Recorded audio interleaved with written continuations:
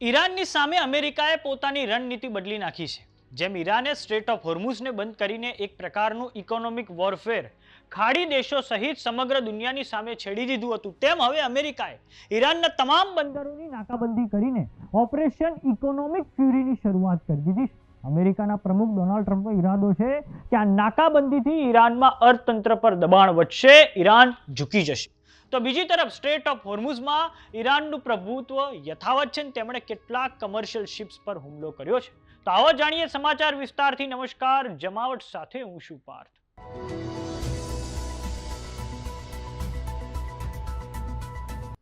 પશ્ચિમ એશિયામાં straight of હોર્મુઝ પર ઈરાન દ્વારા સંપૂર્ણપણે નિયંત્રણ પ્રાપ્ત કરી લેવામાં આવ્યું છે અને હવે લાઇબેરિયાના ફ્લેગવાળું એપામિનોડેસ નામનું કન્ટેનર શિપ જે ગુજરાતના મુન્દ્રા પોર્ટ તરફ આવી રહ્યું હતું, ઈરાનની સેના IRGC દ્વારા તેને થોડાક સમય અગાઉ કબજે લઈ લેવામાં આવ્યું હતું. આ પછી MSC ફ્રાન્સિસ્કા નામનું પણ જે કમર્શિયલ શિપ છે તેને પણ ઈરાને કબજે લઈ લીધું છે. તો હવે ઈરાનની આ ગતિવિધિ પર અમેરિકાના વ્હાઇટ હાઉસના પ્રવક્તા કેરોલિન લેવિટની પ્રતિક્રિયા સામે આવી છે, જેમાં તેમના દ્વારા કહેવામાં આવ્યું છે કે રાષ્ટ્રપતિ ટ્રમ્પ ઈરાન દ્વારા MSC ફ્રાન્સિસ્કા અને એપામિનોડેસ નામના જહાજ કબજે જે લેવામાં આવ્યું છે તેને સીઝફાયરનું ઉલ્લંઘન માનતા જ નથી. તેમનું માનવું છે કે આ ના તો અમેરિકન જહાજો હતા, ના તો ઇઝરાયલના જહાજો હતા. રાષ્ટ્રપતિ ડોનાલ્ડ ટ્રમ્પ દ્વારા ઈરાનના પ્રસ્તાવ માટે કોઈ પણ પ્રકારની ડેડલાઇન નક્કી કરવામાં આવી નથી. સીઝફાયર પછી પણ અમેરિકાનું ઓપરેશન ઇકોનોમિક ફ્યુરી ચાલુ જ છે. ઈરાનની અર્થવ્યવસ્થા પર દબાણ યથાવત છે અને અમેરિકાની નાકાબંધી ચાલુ જ છે અને તેનાથી ઈરાનને દરરોજનું ખૂબ મોટું આર્થિક નુકસાન થઈ રહ્યું છે. આપણે જણાવી દઈએ દર્શક મિત્રો કે અમેરિકાના પ્રમુખ ડોનાલ્ડ ટ્રમ્પે પોતાની રણનીતિ બદલી નાખી છે.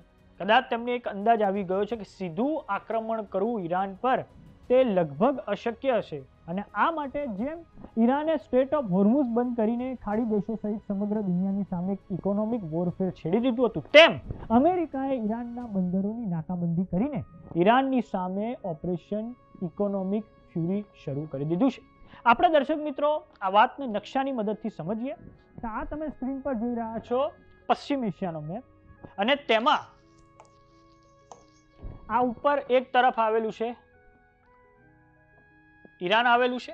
હવે ઈરાનની આપણે દરિયાઈ કાંઠાની કુલ લંબાઈ પર નજર કરીએ તો ઈરાનનો દરિયાઈ કાંઠો એક પર્શિયન ગલ્ફમાં પણ છે અને ગલ્ફ ઓફ ઓમાનમાં છે અને આ જે દરિયાઈ કાંઠો છે તેની જે કુલ લંબાઈ છે એ આશરે 2400 થી 2500 કિલોમીટર છે. અને હવે અમેરિકાના સેન્ટ્રલ કમાન્ડ દ્વારા સત્તાવાર એમણે માહિતી પણ આપી છે એમના પ્લેટફોર્મ એક્સને એકાઉન્ટ પર કે આ 2400 થી 2500 કિલોમીટરમાં જેટલા પણ ઈરાનના બંદરો આવેલા છે, જેમ કે અહીંયા એક બંદર અબ્બાસ આવેલું છે, અહીંયા એક ચાબહાર આવેલું છે જ્યાં આપણો ભારતનો પણ પ્રોજેક્ટ છે, આ ઉપરાંત અંદર જેટલા પણ જે બંદરો આવેલા છે તેની અમેરિકાની સેના દ્વારા નાકાબંધી કરી દેવામાં આવી છે અને આ કારણે ના તો ઈરાનમાંથી કોઈ માલ સામાન બહાર જઈ રહ્યો છે, ના તો કોઈ માલ સામાન અંદર આવી રહ્યો છે. હવે દર્શક મિત્રો આપણે સત્તાવાર માહિતી પર નજર કરીએ તો આ અમેરિકાના સેન્ટ્રલ કમાન્ડ દ્વારા સત્તાવાર માહિતી આપવામાં આવી છે. એમણે નકશો પણ બતાવ્યો છે જે મેં તમને આગળ બતાવ્યો. ઈરાનની કોસ્ટ લાઇન છે જે 2400 થી 2500 કિલોમીટરની લંબાઈ છે. આ પર્શિયન ગલ્ફ છે, સ્ટેટ ઓફ હોર્મુઝ છે અને આ ગલ્ફ ઓફ ઓમાન છે. અમેરિકાના સેન્ટ્રલ કમાન્ડ દ્વારા કહેવામાં આવ્યું છે દર્શક મિત્રો, the US military has global reach, no ships allowed in or out of Iranian ports, enforcement across the Middle East and beyond. એટલે કે કોઈ પણ જેટલા પણ જહાજો છે ના તો તેમને ઈરાનની અંદર પ્રવેશ કરવા દેવામાં આવી રહ્યા છે, ના તો પછી એમને બહાર આવવા દેવાની પરમિશન આપવામાં આવી રહી છે.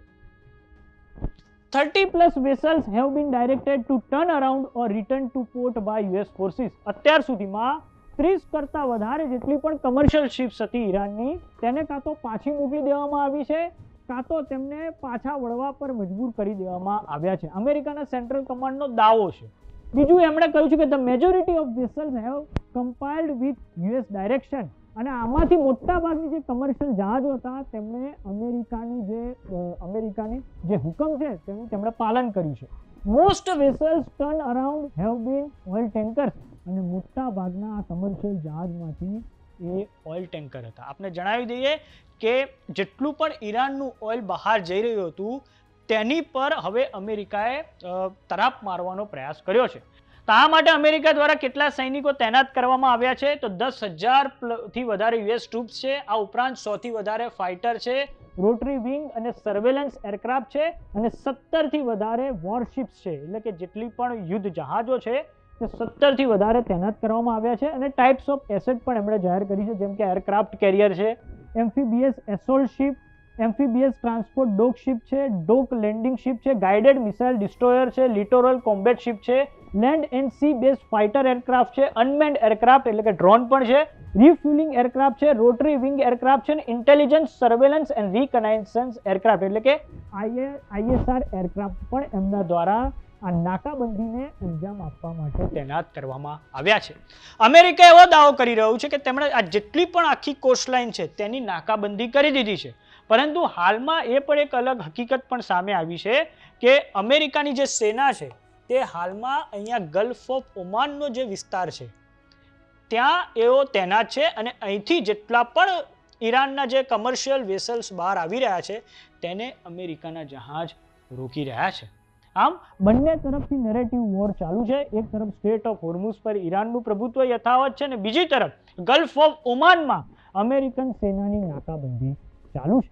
જોવાનું એ રહે છે કે ડોનાલ્ડ ટ્રમ્પની આ રણનીતિ હવે આગામી સમયમાં કેટલી સફળ થાય છે. તો સમાચારોમાં અત્યારે બસ આટલું. જોતા રહો જમાવટ. જો તમે અમને યુટ્યુબ પર જોઈ રહ્યા તો સબસ્ક્રાઇબ કરો, જો તમે અમને ફેસબુક પર જોઈ રહ્યા તો ફોલો કરો. સાથે જ અમારી વોટ્સએપ ચેનલ આવી ગઈ છે, જોઈન કરવાનું ના ભૂલતા. આ ઉપરાંત 26મી એપ્રિલે સ્થાનિક સ્વરાજ્યની ચૂંટણીઓ છે, માટે મતદાન કરવાનું દર્શક મિત્રો. નમસ્કાર.